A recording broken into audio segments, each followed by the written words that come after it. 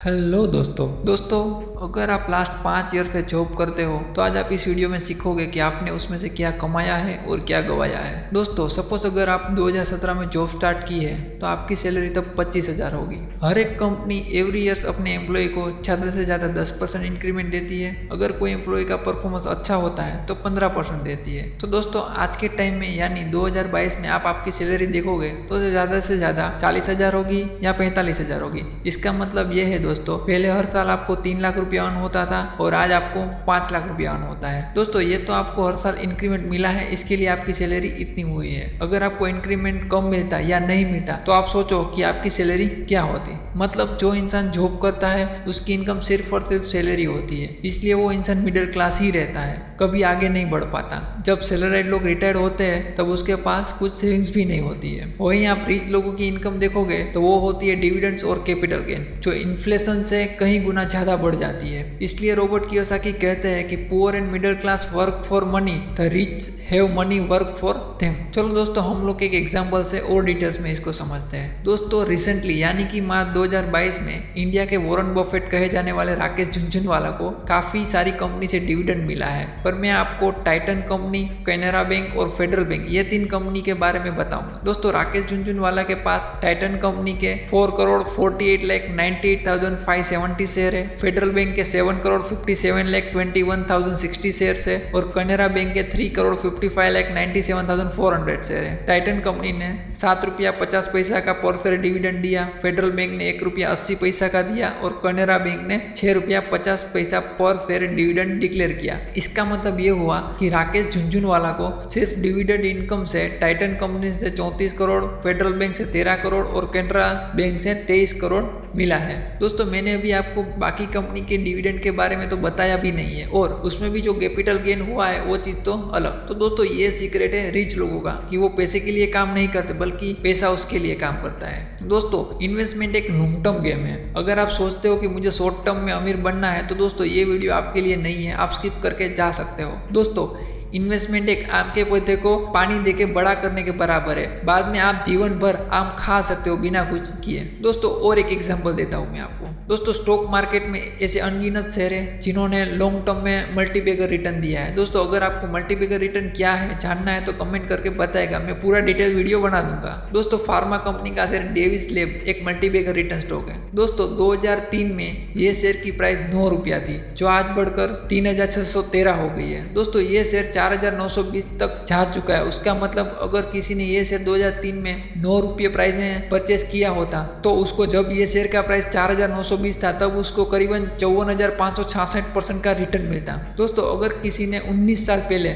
10 लाख रुपए के शेयर लिए होते तो उसके पास 1,11,111 शेयर होते जिसकी आज की वैल्यू 40.14 करोड़ रुपए होती है। दोस्तों यही सीक्रेट फॉर्मूला रिच लोग यूज करते हैं। अगर आप सिर्फ जॉब करके सैलरी कमाओगे तो मिडिल क्लास ही बने रहोगे, कभी रिच नहीं बन पाओगे। अगर आप 20s या आपके 30s में हो तो इन्वेस्ट करना जल्दी से स्टार्ट कर दो। दोस्तों मैं आपको वीडियो में आगे डिविडेंड क्या होता है उसके बारे में पूरा डिटेल्स में बताऊंगा, पर दोस्तों उससे पहले चैनल को सब्सक्राइब कर दो और बेल आइकन को प्रेस कर दो। दोस्तों डिविडेंड क्या होता है, डिविडेंड का कैलकुलेशन कैसे होता है, डिविडेंड का पे आउट रेशियो क्या है, कौन सी कंपनियां डिविडेंड देती है और ये हमें कैसे मिल सकता है, इस वीडियो में इन सभी सवालों के जवाब आपको बताऊंगा। एक समय पर दुनिया के सबसे अमीर इंसान रहे जॉन डी रॉकफेलर ने कहा था, मुझे बस एक ही चीज खुशी देती है और वो है अपने डिविडेंड को आते हुए देखना। दुनिया के सबसे सफल इन्वेस्टर वॉरेन बफेट को कोका कोला कंपनी से 2018 में करीबन 2700 करोड़ रुपए का डिविडेंड मिला। हम शेयर खरीदने के बाद हमें प्रॉफिट 2 तरह से हो सकते हैं, पहला खरीदे हुए शेयर को बड़े दाम में बेचना और दूसरा डिविडेंड मिलने से। तो दोस्तों अभी मैं आपको बताता हूँ डिविडेंड क्या है। डिविडेंड को हिंदी में लाभांश कहते हैं जो 2 शब्दों से मिलकर बना है, लाभ और अंश। लाभ का मतलब है कंपनी का बनाया हुआ प्रॉफिट और अंश का मतलब होता है भाग। इस तरह लाभांश का मतलब हुआ कंपनी के बनाए लाभ या प्रॉफिट का भाग मतलब पार्ट। जी हाँ, डिविडेंड का मतलब और कुछ नहीं है बल्कि प्रॉफिट का भाग यानी कि हिस्सा होता है। असल में हर प्रॉफिटेबल कंपनी के पास 2 ऑप्शन होते हैं। पहला या तो कंपनी अपने पूरे प्रॉफिट को अपने बिजनेस में लगाने के लिए अपने पास रख ले, या दूसरा कंपनी प्रॉफिट का कुछ हिस्सा अपने पास रखकर बचा हुआ प्रॉफिट अपने शेयर धारकों के बीच में बांट दे। और प्रॉफिट का यह भाग जो कंपनियां अपने शेयर धारकों के बीच में बांट देती है उसे डिविडेंड कहलाता है। उदाहरण के तौर पर एबीसी कंपनी को साल 2022 में 100 करोड़ का प्रॉफिट हुआ और एबीसी कंपनी तय करती है कि वो अपने शेयर धारकों को हर शेयर पर 2 रुपया डिविडेंड देगी। अब अगर आपके डीमेट अकाउंट में एबीसी कंपनी के 100 शेयर है तो आपको हर शेयर पर 2 रुपये के हिसाब से कुल 2,000 रुपये का का डिविडेंड मिलेगा। दोस्तों अभी हम जानेंगे डिविडेंड कैसे कैलकुलेट होता है। इस बात को खास ध्यान रखें कि डिविडेंड हमेशा शेयर की फेस वैल्यू पर दिया जाता है और उसका कैलकुलेशन भी फेस वैल्यू पर ही होता है। दोस्तों अगर आपको फेस वैल्यू क्या है वो जानना है तो कमेंट में बताएगा, मैं पूरा वीडियो इन डिटेल्स में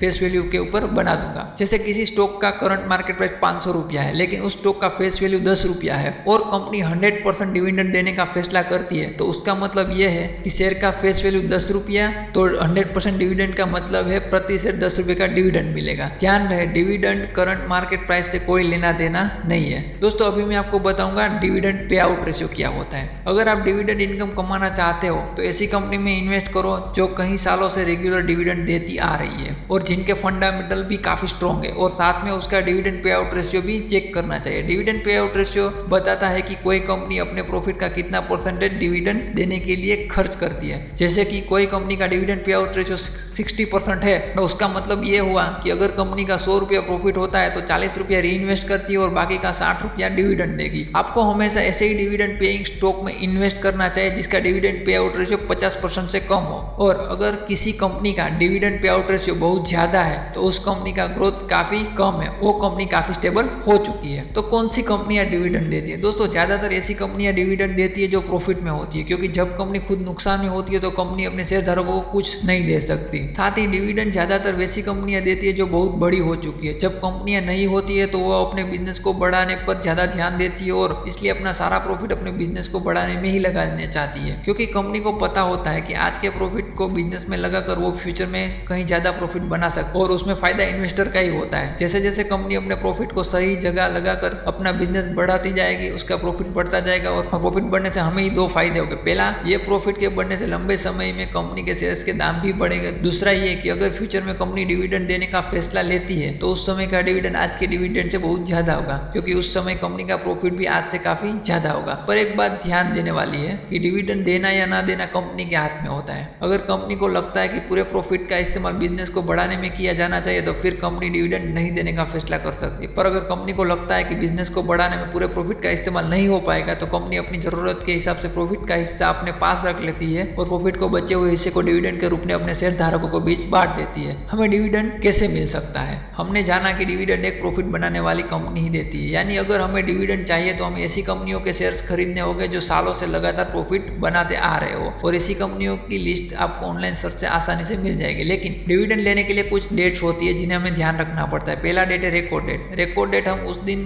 को कहते हैं जिस दिन आपका नाम कंपनी के शेयरधारक की लिस्ट में होना चाहिए। डिविडेंड देने वाली कंपनी डिविडेंड देने से पहले रिकॉर्ड डेट बताती है, और अगर आपका नाम रिकॉर्ड डेट के दिन कंपनी के शेयरधारक की लिस्ट में नहीं है तो आपको डिविडेंड नहीं मिला। दूसरा डेट है ex dividend date. Ex dividend date आमतौर पर रिकॉर्ड डेट के बस एक दिन पहले होता है। कोई कंपनी जैसे ही रिकॉर्ड डेट बताती है एक्स डिविडेंड डेट उसके अगले दिन सेट हो जाता है। और अगर हम किसी कंपनी का डिविडेंड चाहे तो हमें उस कंपनी के शेयरों को एक्स डिविडेंड डेट के एक दिन पहले तक खरीदना होता है। पर अगर हम उस कंपनी के शेयर को एक्स डिविडेंड डेट के पहले तक नहीं खरीदते हैं तो हमें उस बार का डिविडेंड नहीं मिलेगा। एक कंपनी साल में कितने बार भी डिविडेंड दे सकती है और हर बार डिविडेंड देने से पहले कंपनी एक रिकॉर्ड डेट बताती है। इससे आम लोगों को पता चलता है कि अगर उन्होंने कंपनी से डिविडेंड लेना है तो उन्हें कब तक कंपनी के शेयर खरीदना होगा। पर अगर हमारे पास पहले से ही कंपनी के शेयर्स डीमैट अकाउंट में है तो हमें उन शेयर्स पर कंपनी का हर बार डिविडेंड मिलता रहेगा। तो ये था हमारा video power of dividend and dividend क्या होता है, जिसमें हमें जाना कि डिविडेंड कंपनी की प्रॉफिट का हिस्सा होता है। बड़ी और प्रॉफिटेबल कंपनी ही डिविडेंड देती है।